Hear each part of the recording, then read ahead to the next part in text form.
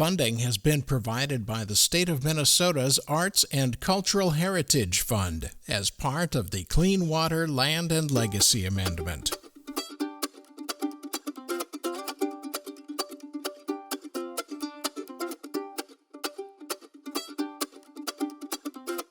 In many ways, the story of the Northern Pacific Railway is the story of America. In the 19th century, America was the land of limitless opportunity. It was boundless, sometimes foolish optimism, innovation, bravado, ignorance, greed, corruption, racism, boom and bust. The story of the NP includes Thomas Jefferson, Lewis and Clark, Abraham Lincoln, Ulysses Grant, Jay Cooke, James J. Hill, General George Custer, Crazy Horse, Sitting Bull, J.P. Morgan, in one great big baked potato. The story of the NP starts with Thomas Jefferson and the Louisiana Purchase in 1803. Jefferson sent the Corps of Discovery, led by Meriwether Lewis and William Clark, into the wilderness. They were to explore the Northwest from the Missouri River west to the Pacific Ocean. Lewis and Clark were to establish an American presence and to study the area's plants and animal life and geography, as well as establish trade with the Native Americans. Explorers as far back as Columbus had been searching for a navigable trade route between Europe and Asia.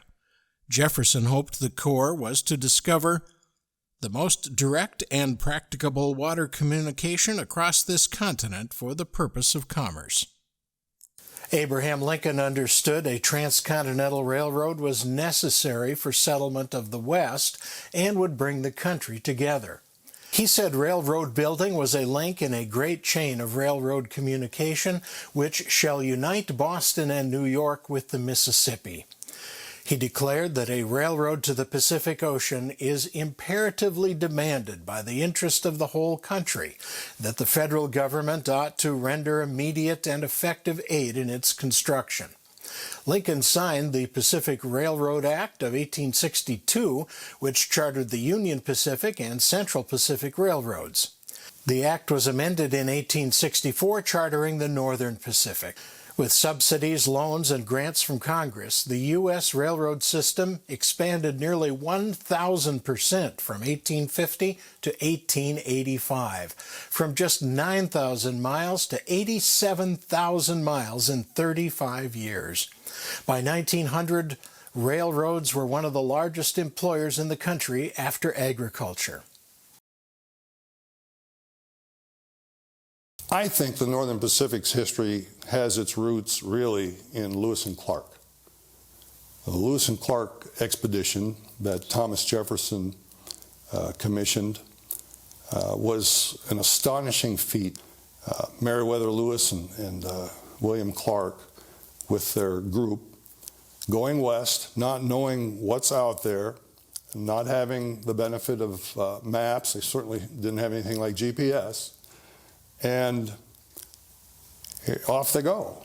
And they come over one mountain range out in Montana, only to discover that there's not an ocean on the other side of that mountain range, but there's yet more territory and another mountain range beyond that. What a daunting task. But as it turns out, their route of exploration, much of it, was later used by the Northern Pacific Railway. The Northern Pacific Railroad began officially on July 2nd, 1864, when an act of Congress was signed by President Abraham Lincoln. And this act said that the Northern Pacific Railroad would construct itself, and it would be a railroad and telegraph line from Lake Superior to Puget Sound.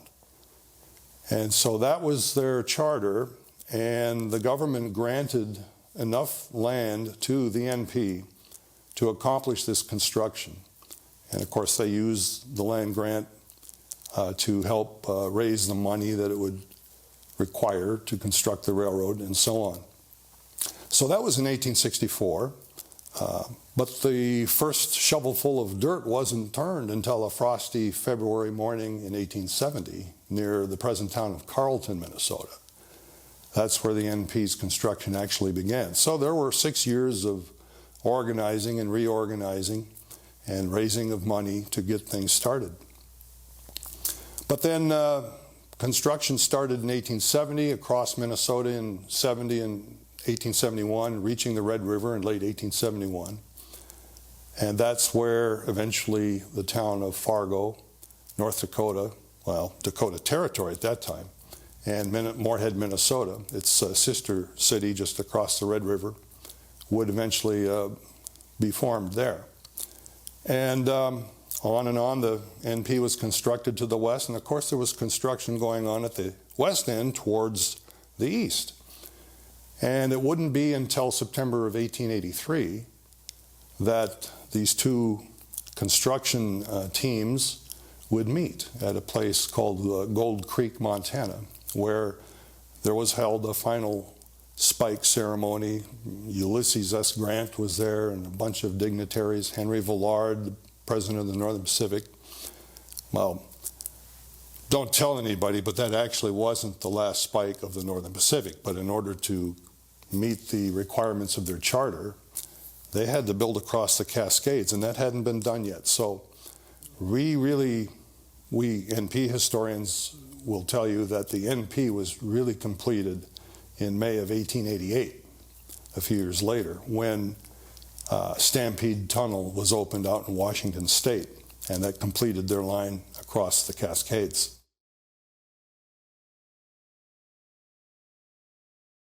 The Act provided grants of land to the railroads. The railroads chose the best routes they could and were granted ownership of land 100 feet on either side of the right-of-way. And they were also given 10 square miles of land for every mile of track laid. The Act specified 5 alternative sections per mile on each side of said railroad, on the line thereof, and within the limits of 10 miles on each side. This provided the companies with a total of 6,400 acres for each mile of railroad built. The land was to be sold by the railroads to homesteaders, thus providing business for the railroad, equipment and people moving west, and farm commodities back to the east. The NP was granted about 62,000 square miles, or about 40 million acres of land, which was used for right-of-way and sold to homesteaders. The land also provided resources such as timber and coal. The NP land held significant coal reserves in what would become North Dakota and Montana. The coal was not the best for locomotives, as it did not burn as hot as other coal. This fact was significant in the development of steam power for the NP. To qualify for the subsidies, a company had to agree to actually build track or forfeit the grant. They also had to carry mail and government passengers and freight at reduced rates. In addition, the land-grant railroads were required to build an accompanying telegraph line. The requirement for carrying government freight would become an important factor for the NP in the 20th century. The U.S.-Canadian border was in dispute for the first half of the 19th century. Russia, Mexico, Spain, and Great Britain all wanted to draw the border. Eventually, Russia and Spain relinquished their claims, and the U.S. found itself negotiating with the British Empire. It was known as the Oregon Question, or the Oregon Boundary Dispute. Britain wanted the northwest border to follow the Columbia River west of the Continental Divide. Many in the U.S. called for annexing territory as far north as the 54th parallel, with the fever of manifest destiny and the slogan 54-40 or fight. The U.S. annexed Texas from Mexico in 1845, and with the northern border in dispute, the U.S. was looking at a potential of 2 wars. The Oregon Question was eventually settled in 1846 with the signing of the Oregon Treaty, which set the border between British North America and the United States along the 49th parallel. But a treaty is only a piece of paper. The U.S. needed a railroad to establish a presence in the Pacific Northwest. The Army pushed for a railroad so they could defend the territory. The Northern Pacific started with several disadvantages that would plague it for years. The NP was created by an act of Congress, but even an act of Congress doesn't change geography, politics, or economics. When the Union Pacific and Central Pacific built the first transcontinental railroad from Omaha to Sacramento, there were an estimated 800,000 people living within 100 miles on either side of the right-of-way. When the NP began construction, there were an estimated 100,000 people within 100 miles of the main line, and most of them had no interest in a railroad passing through their land. One of the first railroads in Minnesota was the Lake Superior and Mississippi. The LS&M was built by J. Cook. The LS&M was a so-called portage railroad because it moved freight between Lake Superior in Duluth and the Mississippi River in St. Paul. The NP started at what was called the Junction, literally a switch built into the LS&M's track at what became Carlton, Minnesota. The first president of the NP was Josiah Perham, who served only for 1 year. He was succeeded by John Gregory Smith in 1865. Smith was a former governor of Vermont. His father, John Sr., was a pioneer railroad builder, and John Gregory succeeded his father as trustee of the Vermont and Canada Railroad upon his death in 1858. Smith selected what is now Brainerd, Minnesota, as the place to cross the Mississippi River. At the time, it was simply known as the Crossing. Smith was married to Anne Eliza Brainerd, daughter of U.S. Senator Lawrence Brainerd. And after the death of her father, J. Gregory Smith named Brainerd, Minnesota, in honor of his wife's family. Smith made several missteps. He attempted to manage the NP from Vermont and made some poor choices in hiring managers. Selecting the best route across eastern Minnesota seemed literally straightforward.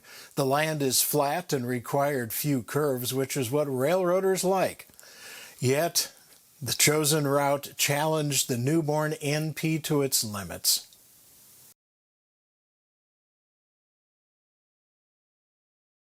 It was a railroad built from nowhere to nowhere, and that really was the biggest issues that it faced when it was constructed initially in the first 2 or 3 decades of its existence. Was simply that it needed to build not just a railroad, but the towns and bring in the people and create its own demand by doing so. So really there was nothing initially, except the only freight being shipped initially was its own construction material, ties, rails, men, the resources to build this railroad in a wilderness in Minnesota initially, and then out into the plains of North Dakota.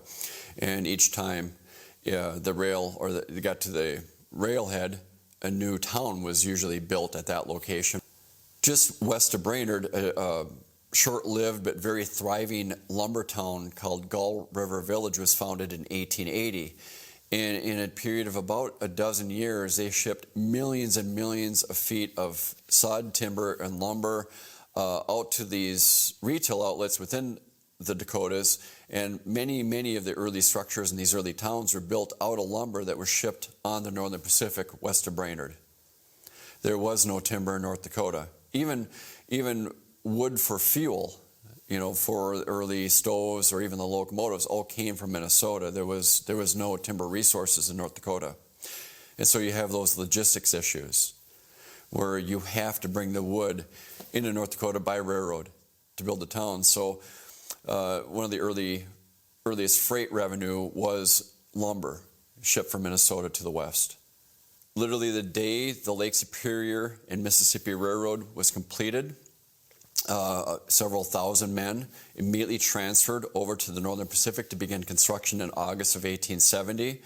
And obviously it was going to take several months to get this first 100 miles of rail done. So they ended up working through the winter, that first winter, nonstop, even in the worst conditions, building grades and track over swamps and lowlands. And really the first 100 miles of the railroad is land and terrain that had no business having a Class A railroad built over it. It was about 100 miles to Brainerd, and it was in the summer of 1870 they actually selected the river crossing of the Mississippi River where that was going to be. And that location, they planned a town which was planned to be the headquarters of the Northern Pacific, which later became Brainerd. The land between the junction and Brainerd was dozens and dozens of miles of swamps and lowlands. And the next spring, all the grades they built over those swamps, all the track, in some cases, sank out of sight.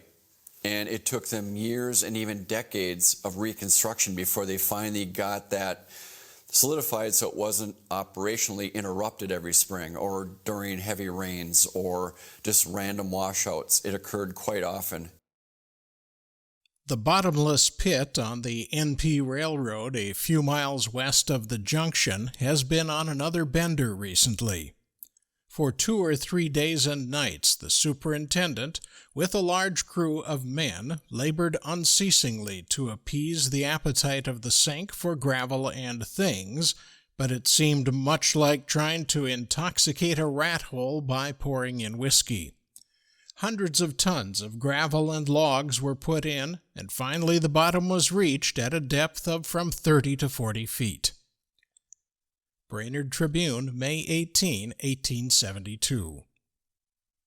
The NP was continually repairing and rerouting the line between Carleton and Brainerd well into the 20th century. The grade gave way beneath this train at Cedar Lake east of Brainerd in 1905. Jay Cook failed partially in 1872 and 73 because of the exorbitant costs of continually rebuilding the railroad between the junction and Brainerd. And then you also had operational interruptions where you're not shipping freight or paid passenger service over that line, sometimes for days or even longer. You just couldn't run a train over that track. J. Gregory Smith was not based in Minnesota. He was rarely in Minnesota. So he hired people to run this, but in many times it wasn't the right people perhaps. And you had obviously a lot of corruption, a lot of contracts that were bloated, maybe to individuals. The corruption was a big factor in the failure at Jay Cook. There was no checks and balances per se, as much as there could have been or should have been had you had upper management in Minnesota.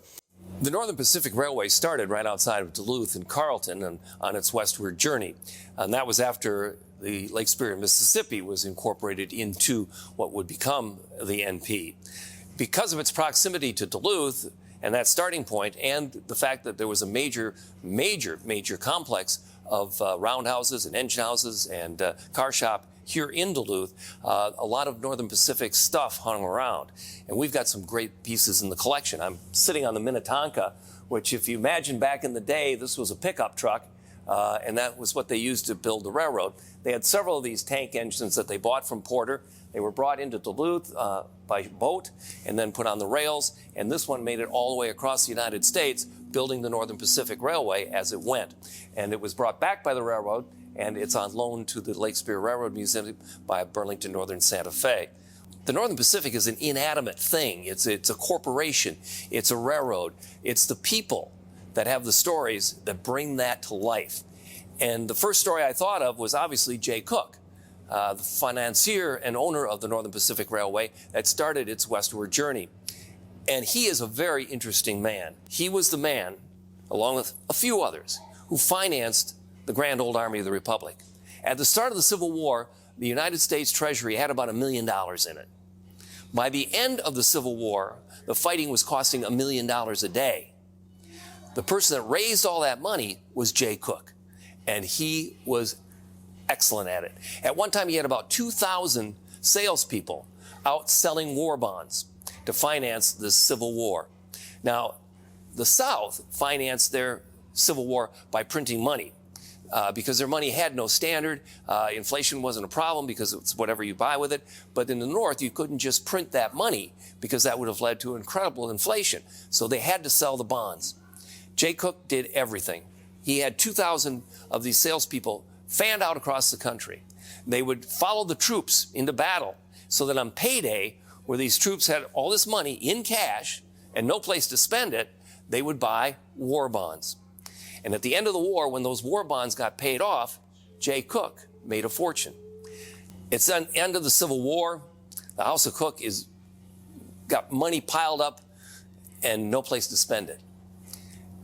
And he sees the success of the first transcontinental railway built during the Civil War, and he decides that he will go and get the second transcontinental railway. And he goes to President Lincoln, who owed him a major, major favor, even though Lincoln couldn't stand him. He thought he was way too pushy, way too brash, and didn't trust him. But he owed him. So Lincoln, of course, signs the Northern Pacific land grant for the second transcontinental railway, and Jay Cooke gets it, and he starts investing in the Northern Pacific by first buying the Lake Superior and Mississippi. In the West, construction started at what is now known as the town of Kalama, Washington, in May of 1870. The town motto became Rail Meets Sail. Scheduled service between Kalama and Tacoma began in January of 1874. The railroad recruited Chinese workers from San Francisco, some of whom moved to Kalama, and today part of Kalama is known as China Gardens. The population peaked at 5,000 in 1874, but headquarters of the NP's Pacific Division was moved to Tacoma, and the population dropped to only 700 in 3 years.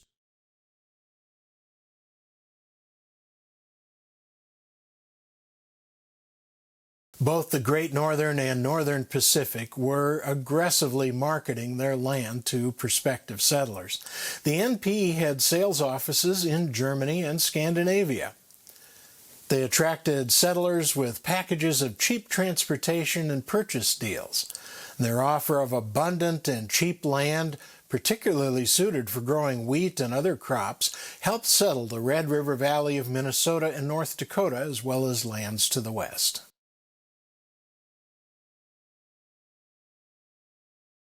The Native Americans negotiated a treaty with the U.S. government in 1868 called the Fort Laramie Treaty that was to set aside a large reservation centered on the Black Hills and the Badlands in southwestern North Dakota. That was to be set aside, no development. The Europeans were supposed to stay out of there. Basically, it would be a preserve for the Native Americans. However, almost immediately after signing the treaty, gold was discovered, and the government did not defend the treaty. So that the Native Americans were very, very upset about their lack of, that the government did not defend the treaty. So when the Northern Pacific reached Bismarck, North Dakota, in 1873, and we're getting ready to survey the land from on the other side from Mandan to Bozeman, Montana, the Native Americans wanted a railroad to go on the north or west side because of the Yellowstone River. That was a much more rocky road, a rocky area. So when the surveyors started to look at that area, they immediately said, well, the east or south side of the river, depending on where you were on the river, was much preferred because it was just basically flat land. But it was also the main hunting ground for the buffalo and for the game that really was so essential to the Native Americans. So the Native Americans presented some resistance. In fact, they amassed about 2,000 troops and really were threatening the survey party. Now, this survey party was fairly colossal. It was the largest military assembly since the Civil War. It was 1,500 infantry and cavalry, and the cavalry amounted to about 350 cavalry and horses, and that was led by the notorious George Custer. They took off from they were at a fort right near Bismarck, and started this whole group of surveyors in the protecting army, which, by the way, had 700 cattle on the hoof and 300 wagons, each pulled by 6 mules, a fairly massive force. They had bridge builders in front of the group to essentially move the whole group across, and they were following the surveyors and basically protecting them. That worked well until the Native Americans decided that these guys were going the wrong way, and so the Native Americans had a small band attack the army. Some of the stragglers who were out doing hunting game to help feed the troops and the whole survey team. They attacked a few stragglers and killed one of the infantrymen, and kind of started off an attack, an avalanche that ended up being the Depression of 1873 that crashed the stock market. And how they crashed the stock market was the fact that so many people had invested in building the Northern Pacific that the embedded newspaper reporters from by the way, New York Times, they ran a big story on this Native American attack, and actually everybody started selling their Northern Pacific stock, and it crashed both the stock market. It collapsed the bank that Jay Cook, the financier of the Northern Pacific, owned and ran. It shut down any further construction on the Northern Pacific until 1878, before they could start to reassemble. Then there was a later attack that drove essentially where some of the Native Americans were killed, and additional troops were engaged in a much bigger battle. Sitting Bull, after some of the defeats that happened in the 1873, pulled back and basically relinquished the land to the railroad, and they went ahead and completed the survey that year. So the Army basically was doing all the protection. And I will briefly step away from 1873, because in 76, the famous Custer's Last Stand, which really wasn't Custer's last stand in a sense where it was a focus on Custer, the Sioux tribes and all of these tribes of the plains gathered 6,000 troops in 1876 to really stop the building of the railroad, because the survey was done, but they wanted to stop the building. They hadn't been able to stop the survey, but they did think they could stop the building of the railroad and convince the Northern Pacific to go the way they were supposed to go, not across their hunting grounds. And That was really the whole reason for Custer's last stand, was to protect the railroad.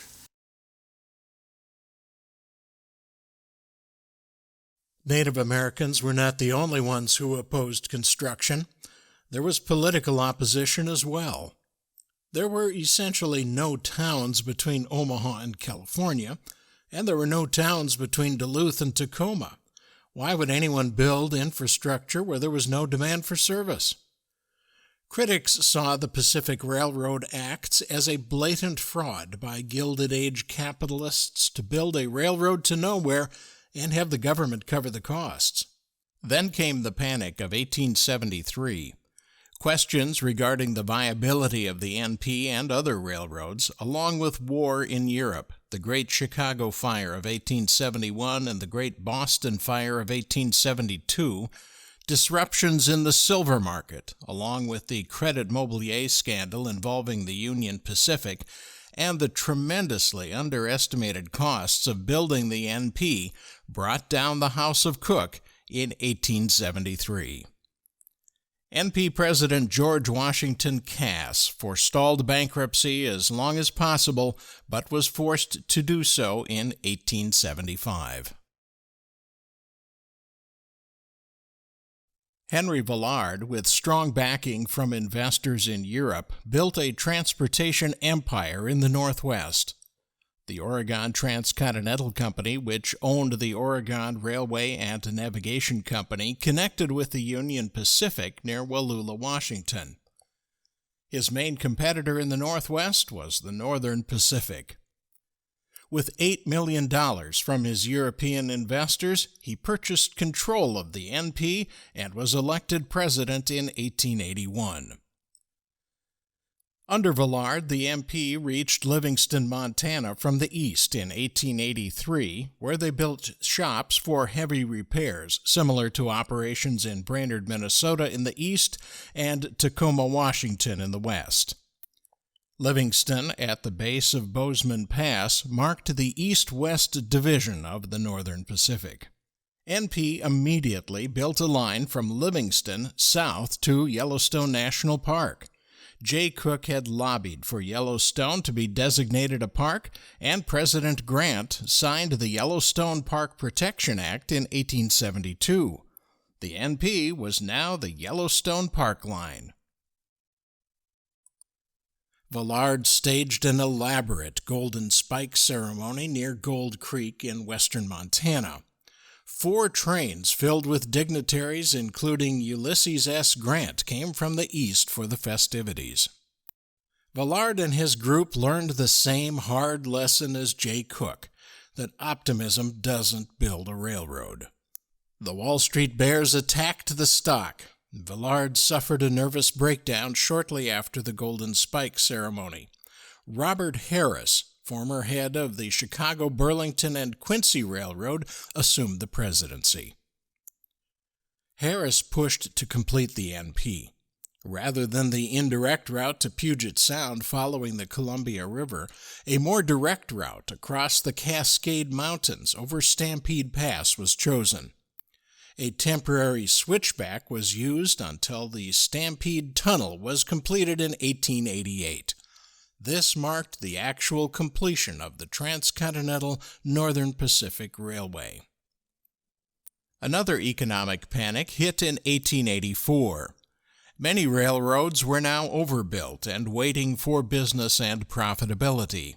The NP was no exception. And for the first time, the NP encountered competition from James J. Hill's Great Northern Railway. This led to the second bankruptcy of the Northern Pacific in 1893. Eventually, the reorganization of the NP was turned over to J.P. Morgan. Charles Mellon became president. The NP emerged from bankruptcy in 1896 with a new name. Instead of the Northern Pacific Railroad, it was now the Northern Pacific Railway.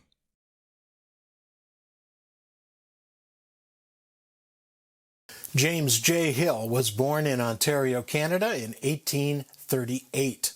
He moved to St. Paul, Minnesota in 1856. He learned transportation, bookkeeping, surveying, and banking. He built a steamboat business that operated between St. Paul and Winnipeg, Manitoba. He was successful in the coal business and served on the board of several banks. The Panic of 1873 sent many railroads into bankruptcy, including the St. Paul and Pacific. And even though one reporter noted that the St. Paul and Pacific was little more than 2 streaks of rust across the prairie, Hill and his partners saw an opportunity, and they purchased the St. Paul and Pacific Railroad. In 1879, Hill and his partners formed the St. Paul, Minneapolis, and Manitoba Railroad, with Hill as the general manager. The old St. Paul and Pacific, and now the St. Paul, Minneapolis, and Manitoba, and later the Great Northern, had important trackage rights with the Northern Pacific. Hill invested in the Northern Pacific during the Panic of 1883, when J.P. Morgan was in control. By the turn of the 20th century, Hill had significant interest in the Northern Pacific and controlling interest in the Great Northern. What neither railroad had, and both needed desperately, was a line into Chicago. During the Villard leadership, the NP had leased lines from the Wisconsin Central, but the lease was very expensive and largely benefited Villard's associates, who controlled the line. This arrangement was untangled in the NP's second bankruptcy. One railroad that did have access to Chicago was the Chicago, Burlington, and Quincy. The CB&Q was also known as the Burlington Route, or simply the Q. The Union Pacific was also vying for control of the CB&Q. The UP ran from Omaha to San Francisco and had to connect to Chicago. Charles Perkins, head of the CB&Q, was willing to sell, but he wanted $200 a share. E.H. Harriman, head of the Union Pacific, declined to pay that high price, but James J. Hill, the empire builder, said yes. But Harriman wasn't finished. Since control of the CB&Q was now held by the Northern Pacific, if he bought control of the NP, he would have control of the CB&Q and that all-important access to Chicago.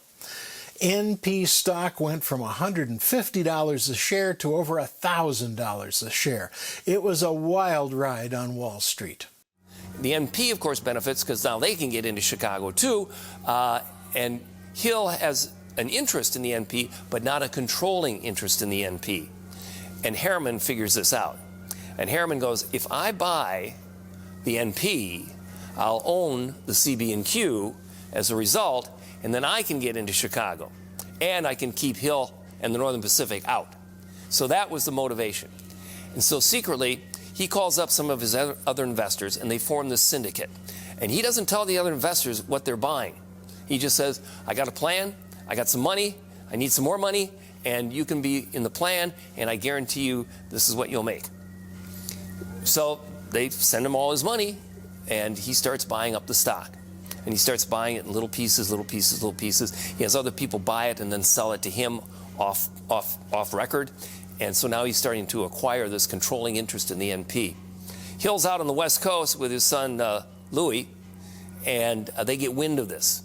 They're seeing that the stock is starting to go up, and they're getting nervous.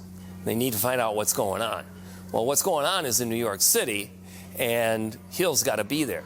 So he takes his private train, and he says, everything off the tracks. No traffic until my train goes by. Then you can put stuff back on the tracks behind me.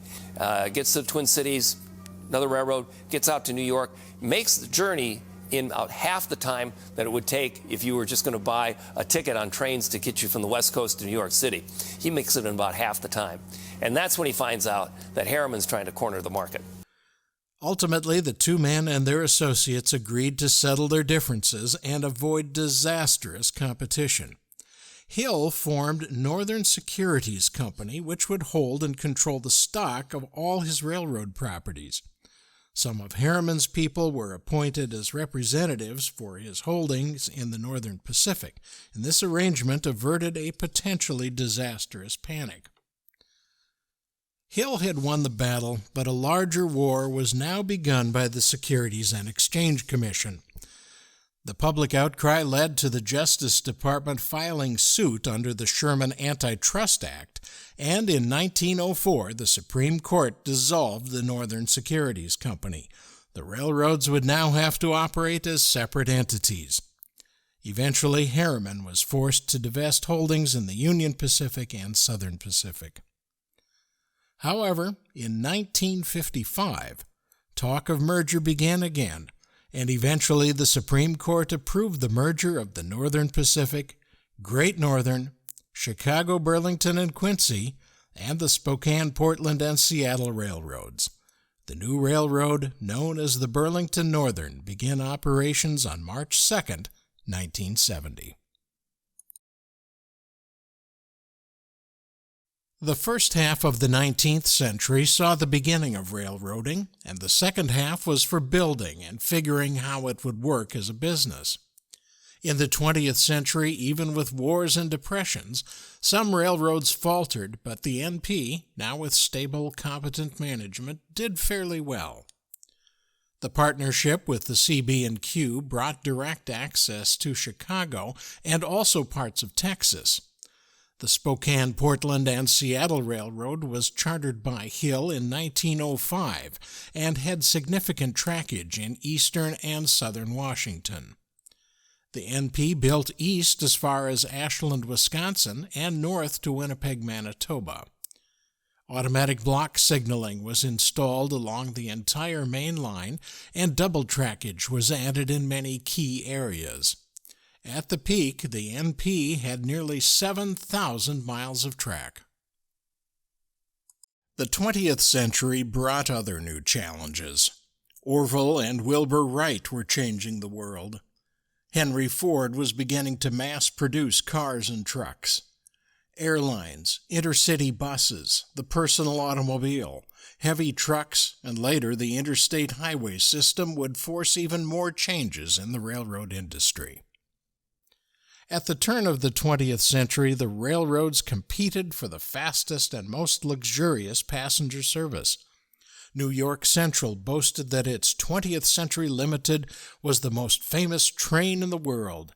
It made the run from New York to Chicago in 20 hours and eventually 16 hours in the 1930s. The train offered red carpet treatment and even had a barber shop and secretarial service. The best chefs were hired, and fresh food was served on white linen.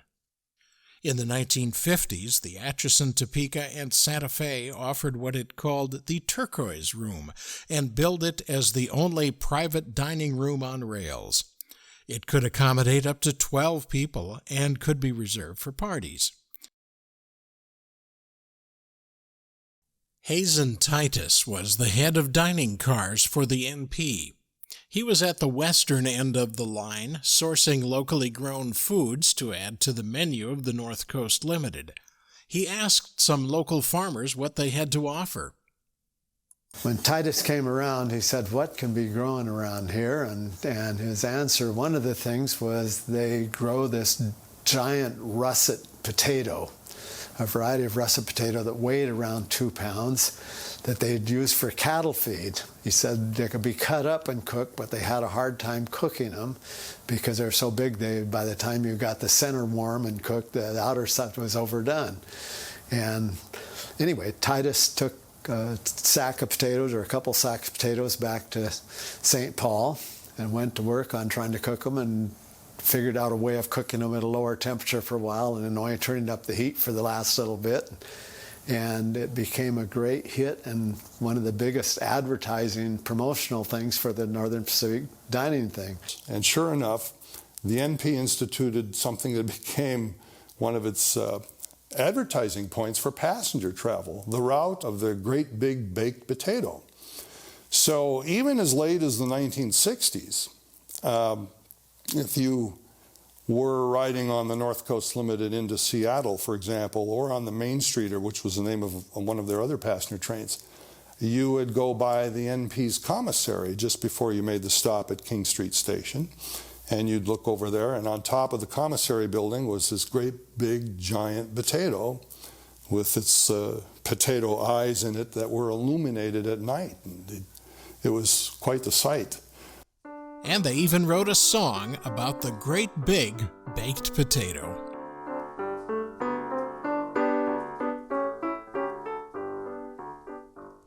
In going from Seattle, I took the North Coast train. Because my time was limited, I wished some time to gain.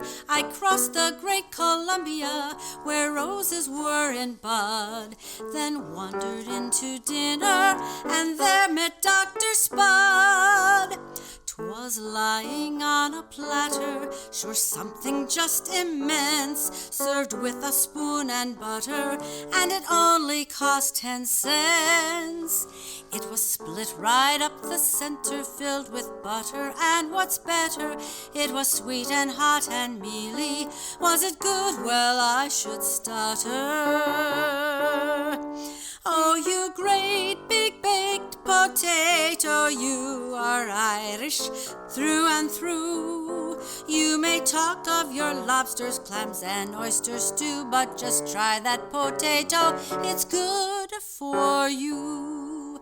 If you want a sure thing hunch for your breakfast, dinner, or lunch, on the NPR in the dining car, get a great big baked potato.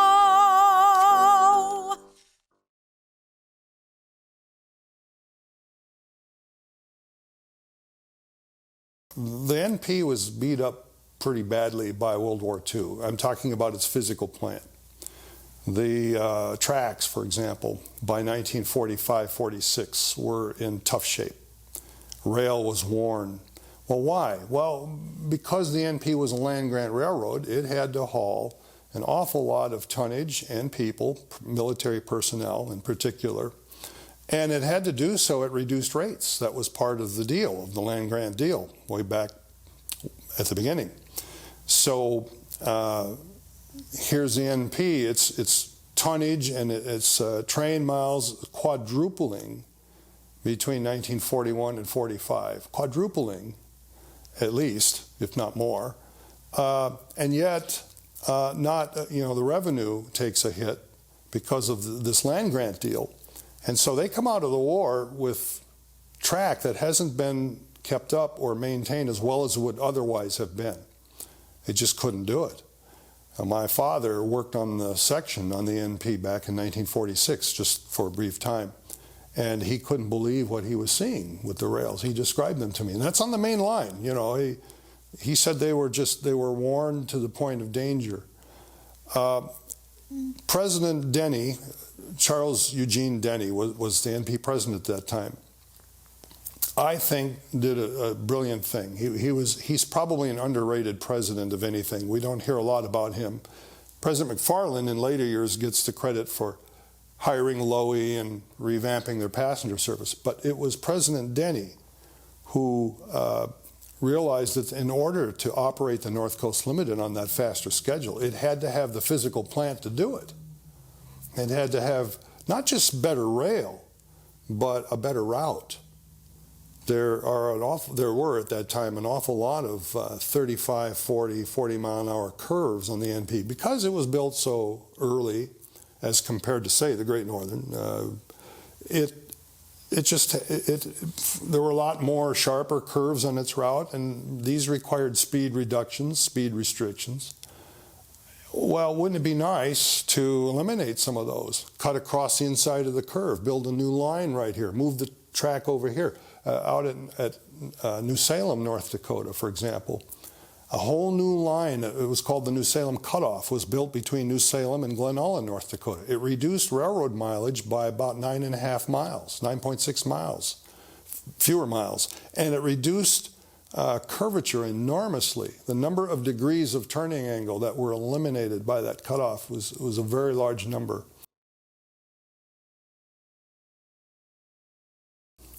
Northern Pacific celebrated its 100-year centennial of the signing of the charter in 1864 by President Lincoln by having a record album produced. And the name of this album was 1,000 Miles of Mountains. And a lot of well-known radio and radio actors appeared on this album. 1,000 miles of mountains, that's not really an exaggeration. The NP is roughly, using round figures, about 2,000 miles from one end to the other. And the western half of it is mostly in mountainous territory. The Northern Pacific being built as early as it was meant that it didn't have the best, they didn't have the knowledge of where the lowest crossing of the Rockies could have been. So their route was less than ideal. But because of their route having to contend with so many mountains, major mountain passes, there were 3 of them.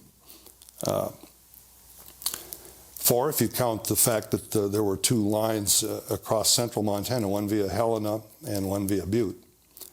So what this meant was that the Northern Pacific had to find ways to haul freight tonnage and passenger trains over these mountains as efficiently as possible. This required locomotive technology to be developed, and I think in a lot of ways the NP was at the cutting edge of that, especially in the steam locomotive era. And because of their 1,000 miles of mountains, the Northern Pacific developed the Yellowstone locomotive, which at the time, 1928, the first Yellowstone was built. That was the largest steam locomotive in the world. And it held that title until the Union Pacific's Big Boy came out in 1941, which really wasn't much bigger than the Yellowstone at all, just a few inches longer, about the same weight. So if you look at them side by side, they're about the same. The NP also had to develop a type of steam locomotive that became known initially as the Northern Pacific type. That type was named after the NP, but other railroads which would use the same type eventually dropped the Pacific, and most of them referred to it as the Northern, the 484 Northern. And some of other railroads yet used other names for that same type. But the NP really was a developer of modern, quote-unquote, modern steam locomotive power. One of the advantages the NP had was the fact that being a land-grant railroad, it essentially had free locomotive fuel in the form of coal deposits on its property. There were several of them in western North Dakota and in eastern Montana, a place called Coal Strip. And this coal, though it was free and it was on their property, it had a relatively low heating value, a low BTU value. It wasn't really the best coal in the world. Anthracite was a far superior coal, but the NP didn't have any of that. So what this meant was burning less than ideal coal required very, very large fireboxes on its steam locomotive to make up for the heat transfer that would be required to boil off that water for steam.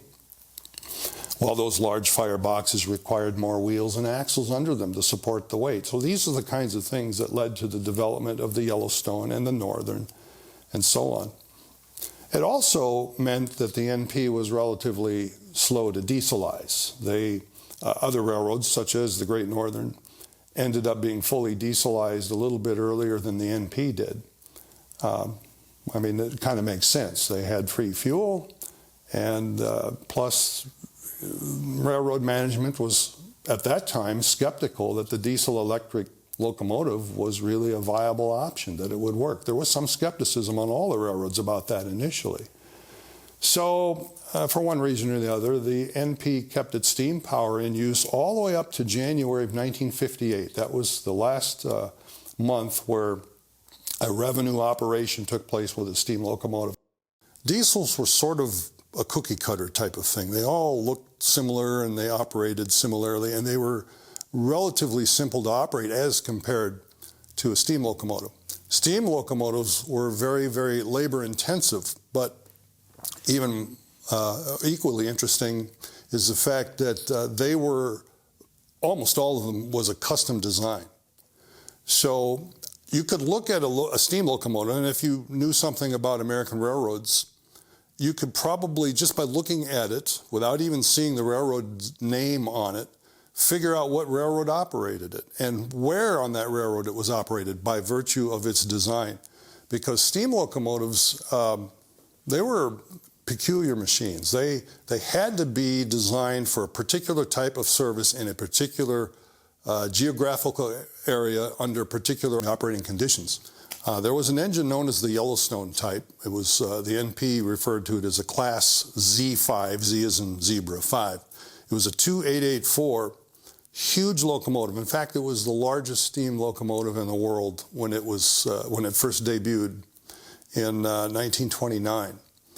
And the NP eventually had 12 of them, and all 12 of them were designed to operate specifically between Mandan, North Dakota, and Glendive, Montana. Well, why that territory? Well, that territory was very challenging for freight train operation because it was a very undulating type of track. There was a lot of ups and downs, and the ups and downs were relatively short in distance as compared to, say, mountainous territory out in western Montana.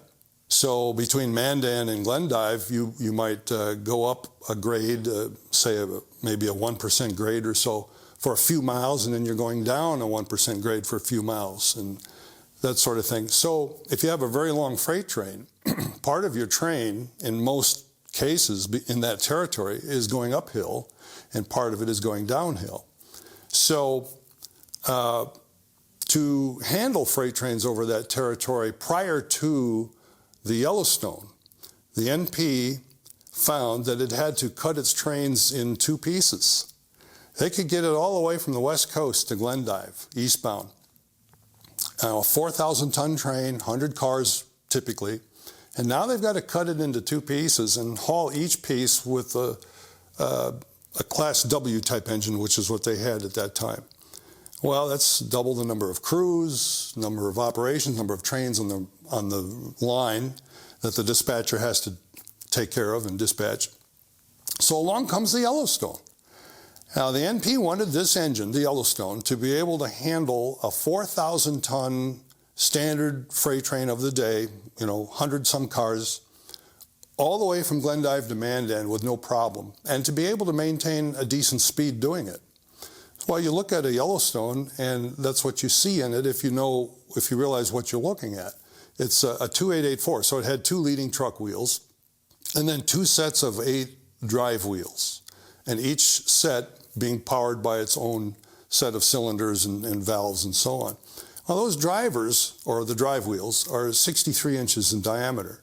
Now that's kind of a magic number because the diameter of a drive wheel in a steam locomotive determines what kind of performance it can give. The smaller the diameter, the more power it can apply to the rail when starting a train, but it can't go as fast once it gets up to speed, so it's speed limited. So a locomotive designed for passenger train service would have much larger drivers than that. They might have 77-inch drivers. They can go 80+ miles an hour, but they can't develop as much power to the rail when they're first starting a train. Well, the Yellowstone represented sort of a balance or a compromise of that trade-off with those 63-inch drivers and all that weight. I mean, the locomotive weighed I believe it was about 563 tons. It was enormously heavy. So that's a lot of traction. And with those drive wheels, it could start a 4,000-ton train even on an ascending grade. Now, it would have to work to do it, but it could do it. And yet they were large enough, just large enough where they could develop some speed when conditions permitted that. So they could go as much as 45 or 50 miles an hour, and that's about it. But that's really all they needed to go with a freight train in those days. So again, when you look at a Yellowstone, you're looking at an engine that is specifically designed for basically a 206-mile segment of the Northern Pacific Railway. And that's where they were used for many, many years. And then, of course, in later years, when the NP started getting diesels, they were able to shuffle power around and use it in different ways. But initially, that's how the Yellowstones were used. Now, we compare the Yellowstone to the what is known as the Class Z6, and then they improved that and came out with the Class Z7 and Class Z8. Now those were 4664 type locomotives. And you look at one of those and at first glance it looks kind of like a Yellowstone. It's got the two sets of drivers under it, but you see some differences. It's got 4 leading truck wheels and then the 2 sets of drivers, but only 6 drive wheels on each set, and then the 4 trailing truck wheels. Well, and then you'll notice too that the drivers are much larger in diameter than the ones on the Yellowstone. The 4664 drivers were 69-inch drivers on the Z6s and 70 inches on the Z7s and 8s. Well, why is that? Well, these engines were designed for use in Montana and basically in territory between Glendive, Montana and Spokane, Washington. That's where they were primarily used. Well, consider the kind of territory that the NP operated over between those 2 points. From Glendive to Livingston, you basically follow the Yellowstone River. So most of it is a river grade operation, very gentle grades, no mountain territory to speak of, and so on. So you could benefit from some high-speed operation along there. Well, that's what a 69 or 70-inch driver will be able to give you. Those engines could go at least 60 miles an hour with a freight train, and if the engineer had the intestinal fortitude, he could go faster than that, 65 or 70, no problem. Both the 4664 and the Yellowstone 2884s had very large fireboxes. So there's a clue right there that they were built for the Northern Pacific. Why? Well, because the NP had its own coal. It was a land-grant railroad, and there was territory on the Northern Pacific that had coal, lignite coal. It was a low-grade coal. It was low BTU value. So it took a lot of the coal to produce the heat necessary to boil water in a locomotive. That requires a very large firebox. So these Yellowstones had fireboxes that were just enormous. The firebox of the Union Pacific's number 844, shown here, was certainly large. It was 12.5 feet long and over 8 feet wide. But the firebox of the Northern Pacific Northern Class locomotives was even bigger, a full foot longer and a half foot wider. The grate was 115 square feet. The firebox of the NP's Yellowstone Class locomotives was the largest of all, at 182 square feet. In fact, as a publicity stunt, the first Yellowstone was built by the American Locomotive Company, and they held a banquet for company officials inside the firebox before it came out of the factory. And initially, they crossed Stampede Pass with a series of switchbacks, and very steep grades, very limited in their capacity. Only a 5-car train with an engine at each end of the train could get over the switchbacks. It was a real precarious operation, and it was meant to be temporary. So during the operation of the switchbacks, they dug a tunnel, Stampede Tunnel, and actually there's more than one tunnel in that area, but the longest one of them, known as Tunnel 3, was and is about 2 miles long. And having been built in the 1880s, it was not designed for the sizes of locomotives and trains that would come in the future. So by the 1930s and 40s, the Northern Pacific had such large steam locomotives on its roster that this posed a problem at Stampede Tunnel. In fact, the 4664 type locomotive that was really ideally designed for a combination of mountain grade operation and high-speed river grade operation could not safely fit through Stampede Tunnel. It would physically get through it, but there were only about 2 or 3 inches of clearance on each side of this big cab and the boiler and so on, getting through that tunnel. And plus, plugging the tunnel with a big, huge locomotive like that meant smoke accumulation, steam, and heat. And they did run a few test runs of a 4664 type through Stampede Tunnel. And they found that the temperature in the cab got up over 150 degrees. It was uninhabitable. And if they had stalled in there for any reason or had any kind of a malfunction and couldn't get out of the tunnel, it would probably kill the crew. For a while, the NP seriously considered a specially designed steam locomotive known as the cab forward. The Southern Pacific used them in some of its tunnel operations, and the NP considered it. But about that time, the FT road diesel locomotive was developed. This would be in the early 40s. And the FT looked very promising to the NP, and it convinced railroad officials that the diesel was the way to go, rather than a cab forward. So NP's first FTs, they got a total of 11 4-unit sets of this type of engine. When they got them, they were put to work initially, right? They were sent out to the Stampede Pass line. That's where they worked, because they would fit very nicely through that tunnel, and they didn't put out nearly as much smoke as a steam locomotive. Much safer operation in every way. The NP had the disadvantage of all these mountains to contend with, but they capitalized on those mountains and on its route. Sure, it was a less advantageous route operationally, but one of the ways they capitalized on it was to use Vistadome cars in its North Coast Limited. So by July of 1954, the North Coast Limited was being renamed the Vistadome North Coast Limited, and eventually by that fall of 54, every North Coast Limited train would have 4 dome cars in it, 2 dome coaches and 2 dome sleepers.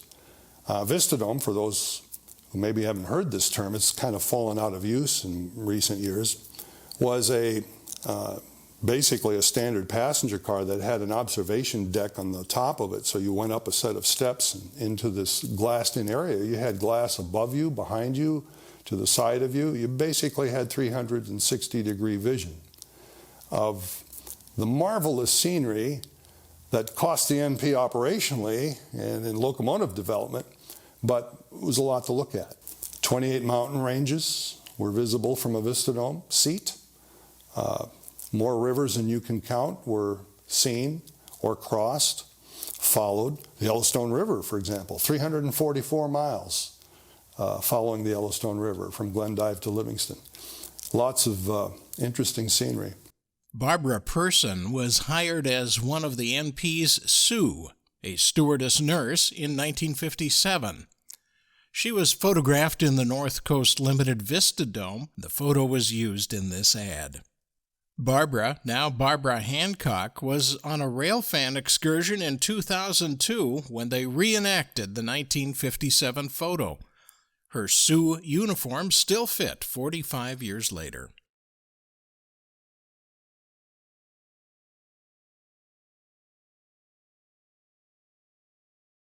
I mentioned Lewis and Clark a while ago.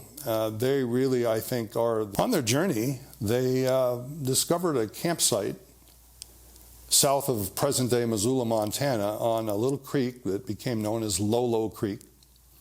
And they loved that place. It was their favorite campsite from their entire journey, and they gave it a name. They called it Traveler's Rest. And of course, they misspelled Travelers. They put 2 L's in it. But the NP, its officers and executives appreciated its history. And President McFarland, in the early 1950s, NP president, realized that the NP had a close historical connection with Lewis and Clark. And so when the Northern Pacific inaugurated a new version of its North Coast Limited, its premier passenger train. Now that name is old and it dates back to 1900, but there was a new version of that train that came out in the 50s, new equipment and so on. One of the cars in that train is known as the Lewis and Clark Traveler's Rest. And on the outside of the car, you will find those words painted there. Traveler spelled with 2 L's, intentionally misspelled. So the NP had done its homework. Remarkable car. The inside of that car made you think it was a history book on wheels. And that's how it was advertised, actually. The NP commissioned an artist from Chicago named Edgar Miller to turn the walls inside the Traveler's Rest lounge car into a bunch of murals and displays depicting the Lewis and Clark journey. Scenes of buffalo and various of the Indian tribes that they encountered. All kinds of stuff. A reproduction of a flintlock rifle was mounted on the wall of this lounge car. So if you traveled on the NP, even as late as the 1960s, near the end of its corporate life, you'd get a history lesson.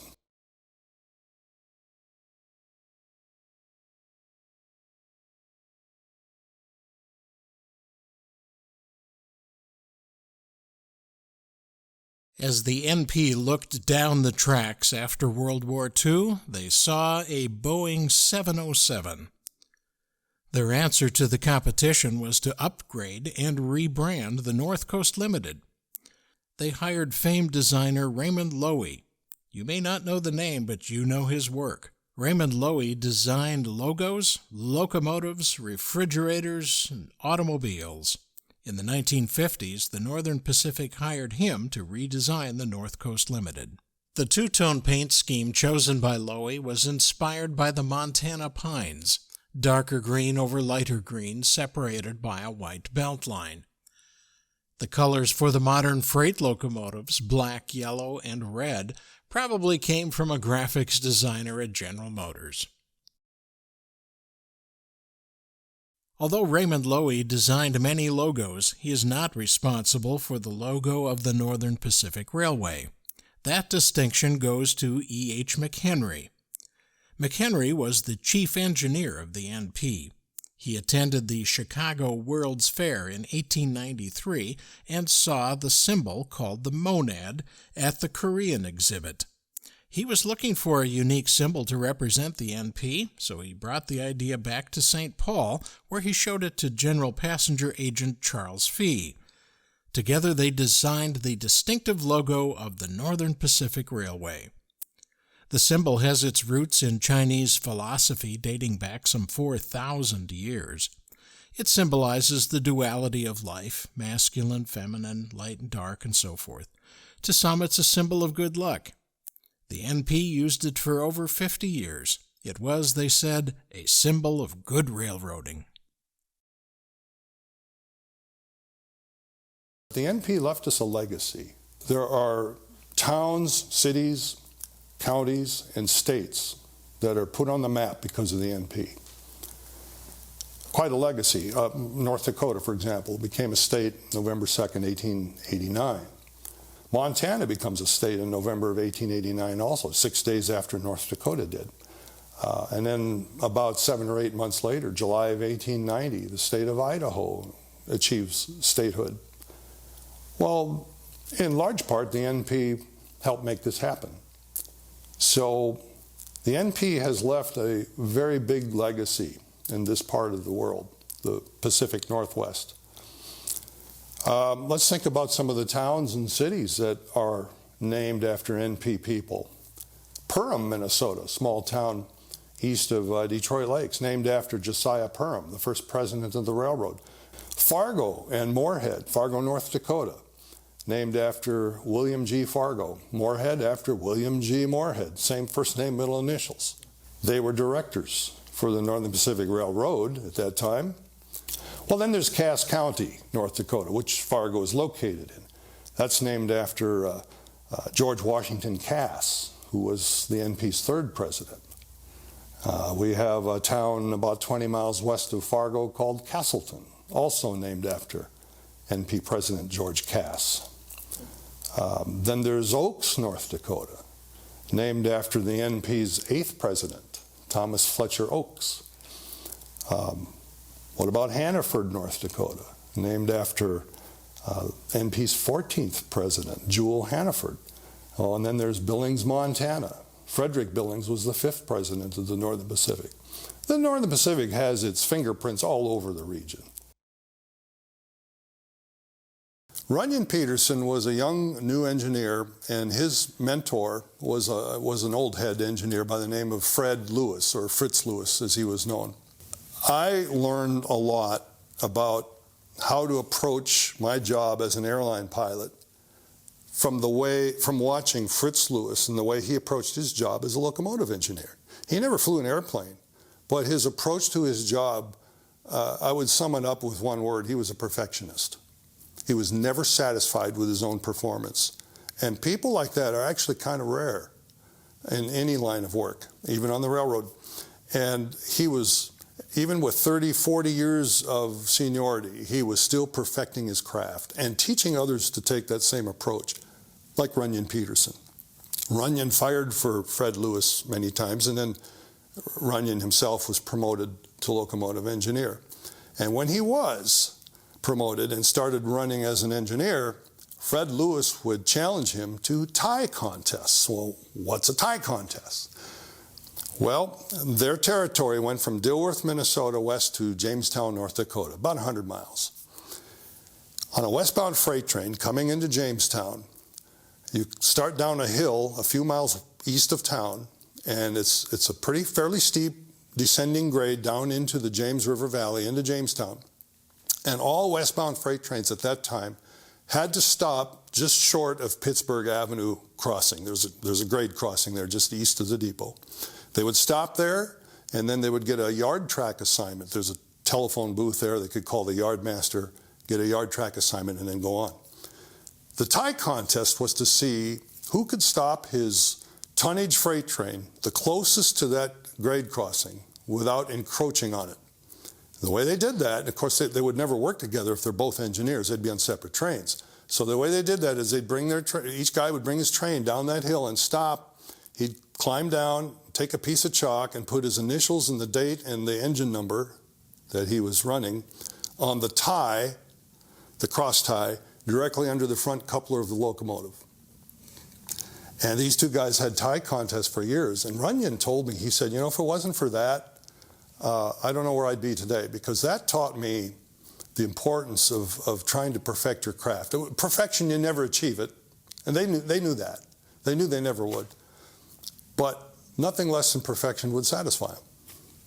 And this really impressed me as a kid. I took that lesson with me into my career. First of all, if you were going to go into engine service on the railroad, then you hired out normally as a fireman. Sometimes you might hire out as a hostler. It's a guy who works at the roundhouse and moves engines in and out of the roundhouse, prepares them for trips, things like that. But at any rate, eventually you become a fireman, or you hire as one. And when you make your first pay trip as a fireman, your student trips aren't paid. There's 3 of those. But then when you make your first pay trip, that establishes your seniority date as a fireman. And that date goes with you for the rest of your career. And it is that date that determines when you are eligible for promotion to engineer. And of course, that's based on the need of the railroad, how many vacancies they have for the job and so on.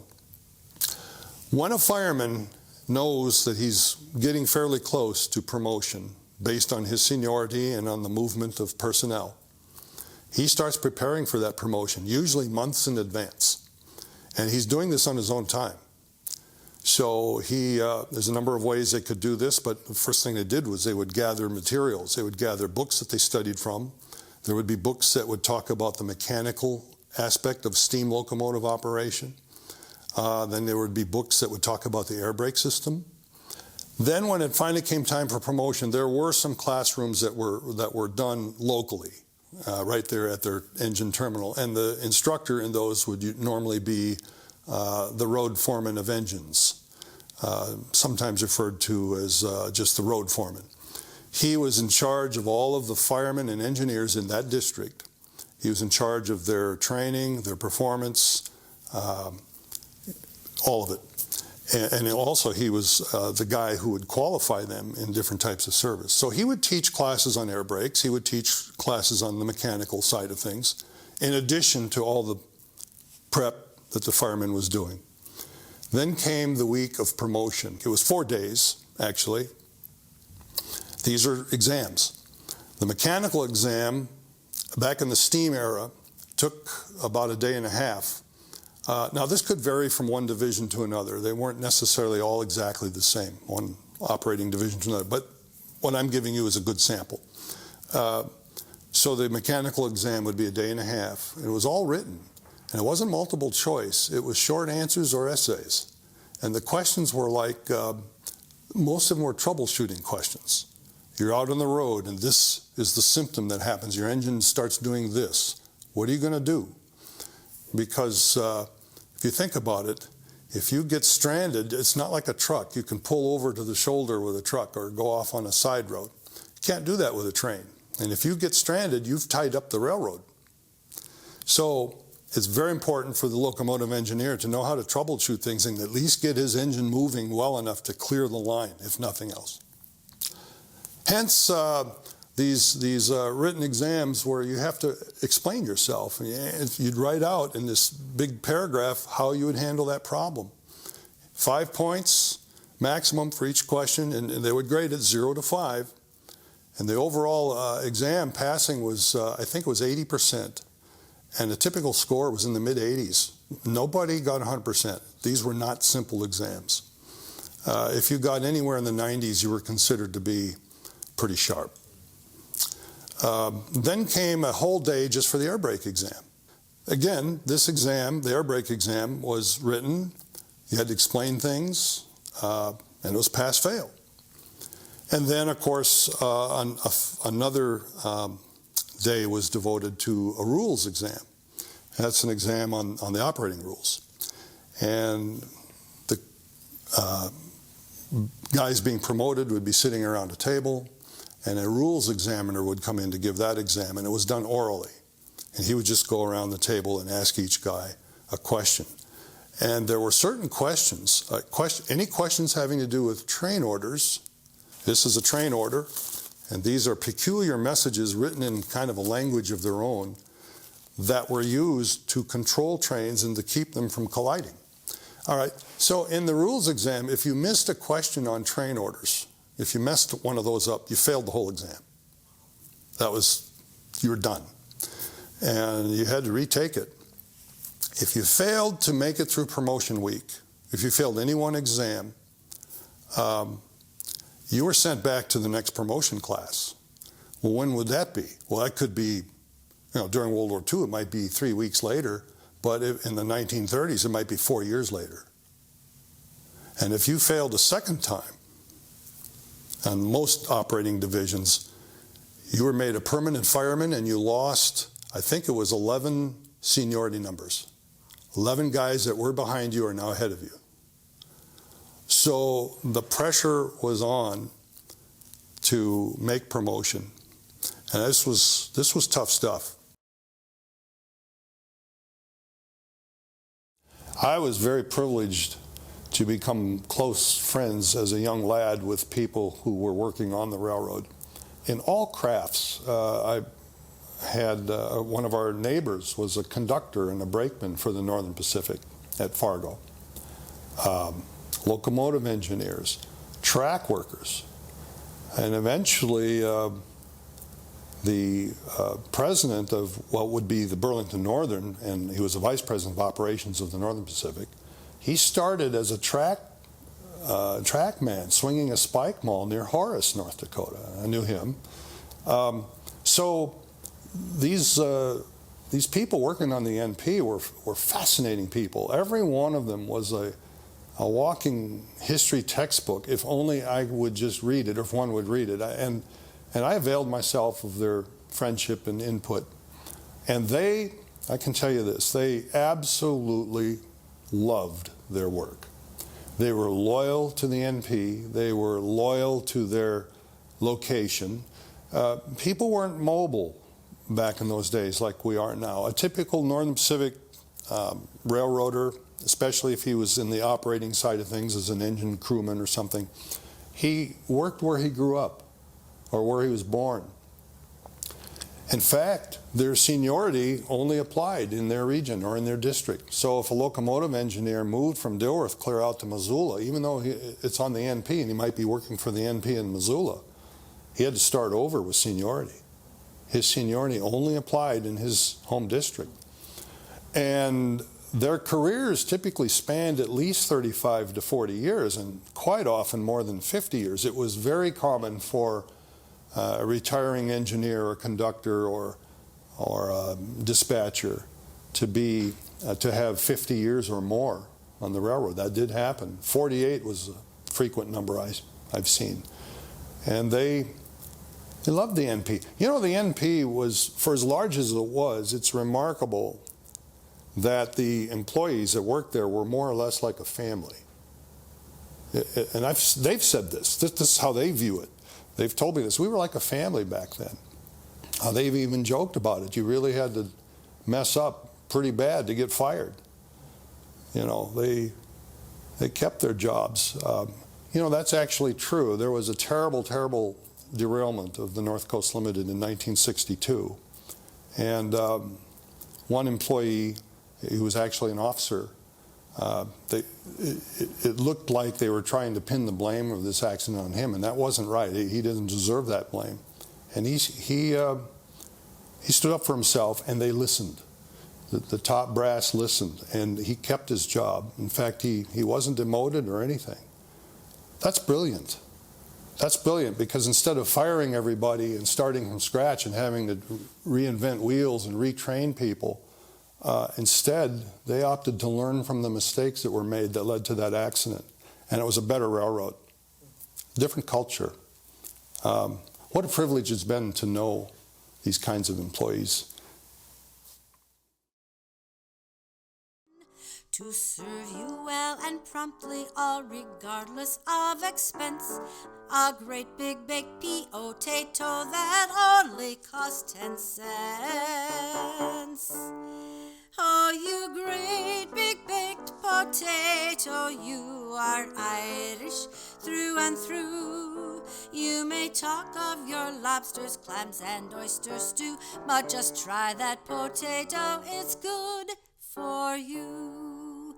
If you want a sure thing hunch for your breakfast, dinner, or lunch, on the NPR in the dining car, get a great big baked potato. Funding has been provided by the State of Minnesota's Arts and Cultural Heritage Fund as part of the Clean Water, Land, and Legacy Amendment.